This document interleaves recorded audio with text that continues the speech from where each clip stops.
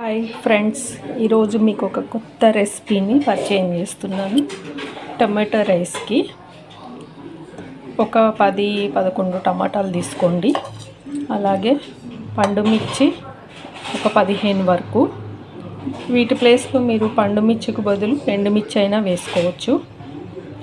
వేసేసి నేను ఇందులో ఒక 4 ఎండుమిర్చి కూడా వేశాను. అలాగే ఒక చిన్న గ్లాసు వాటర్ పోసేసేయండి. పోసేసి ఇప్పుడు దీన్ని స్టవ్ పైన పెట్టండి. ఇదిగోండి, ఇలాగా ఒక విజిల్ రానిచ్చాక ఇందులో ఈ టమాటాల మీద ఈ తొక్కు తీసేసేయండి. ఇట్లాగా తీసేసి దీన్ని మెత్తగా మిక్సీ చేసుకోండి. ఇదిగోండి, ఇలా టమాటాలు పండుమిర్చి అవి మెత్తగా ఇలా మిక్సీ పట్టేసుకోవాలి. తర్వాత స్టవ్ మీద గిన్నె పెట్టుకొని అందులో ఒక 1/2 కప్పు వరకు ఆయిల్ పోయండి. నెయ్యి పోయండి. 2 స్పూన్స్ నెయ్యి వేయండి.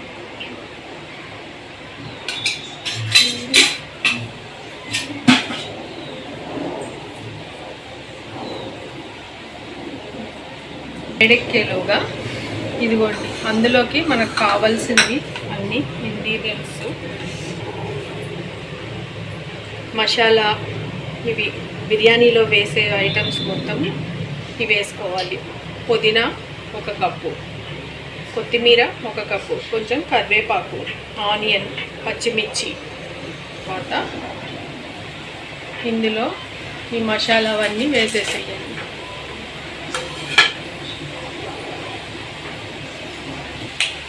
ఇవన్నీ వేగిన తర్వాత ఇప్పుడు ఇందులో ఆనియన్స్, పచ్చిమిర్చి వేసుకోండి.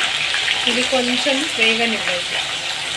కొద్దిగా ఆనియన్ మెత్తపడే వరకు వేపుకోండి.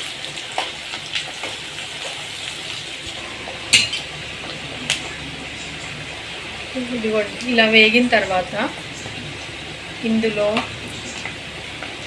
అల్లం వెల్లుల్లి పేస్ట్ కొంచెం వేయండి.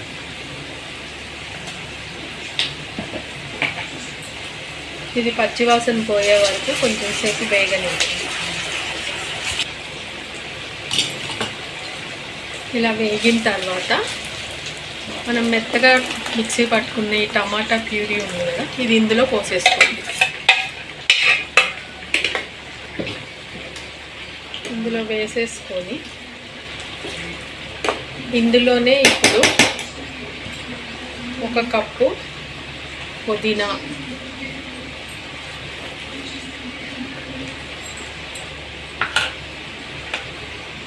కొంచెం కొత్తిమీర, కరివేపాకు,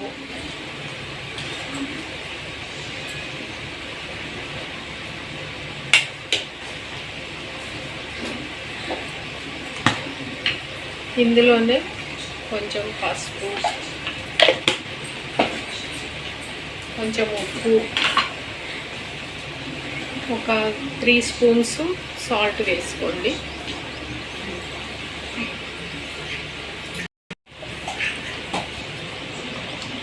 ఇందులోనే 1 స్పూన్ మిరియాల పొడి, 1/2 స్పూను జీలకర్ర పొడి, 1 స్పూను పచ్చి ధనియాల పొడి వేసేసి 1 కప్పు కొత్తిమీర, ఇందులోనే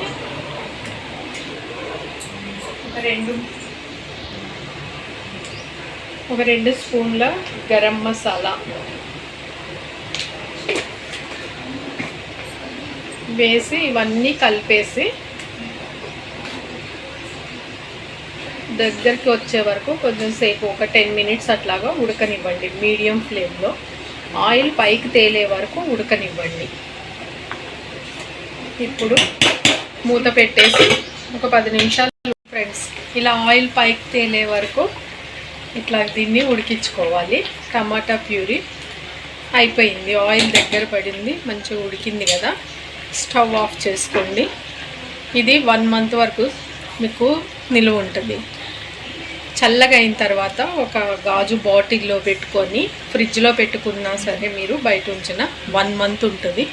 వేడి వేడి అన్నంలో ఇది కలుపుకుంటే టమాటా రైస్, ఇన్స్టెంట్ టమాటా రైస్ రెడీ అయిపోద్ది. మీకు ఇప్పుడే నేను రైస్లో చూపిస్తాను. ఓకే, ఇదిగోండి మీకు ఇప్పుడే నేను రైస్తో కలిపి చూపిస్తాను. ఇలా ఉడికించుకున్న ఈ టమాటా రైస్ని, ఈ ప్యూరీని ఈ రైస్లో ఇట్లా వేసేసుకోండి.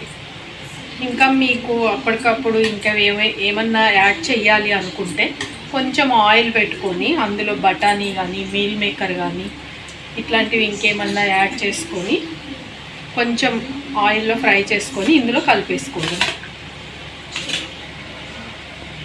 ఇదిగోండి ఇలా టమాటాలు రైస్లో ఇట్లా నేను కొంచెం రైస్లో చూపించాను మీకు. ఇట్లా కలిపేసుకొని వేడి అన్నంలో ఇది రెడీగా ఉందనుకోండి టమాటా ప్యూరీ. ఇట్లా రైస్లో కలుపుకొని ఎప్పుడు కావాలంటే అప్పుడు కలుపుకొని తినేసేయచ్చు. వేడి అన్నంలో ఇలా కలుపుకొని తిన్నా కానీ చాలా బాగుంటుంది. ఒకసారి ట్రై చేసి చూడండి మీరు కూడా. ఇన్స్టెంట్ టమాటా రైస్ రెడీ.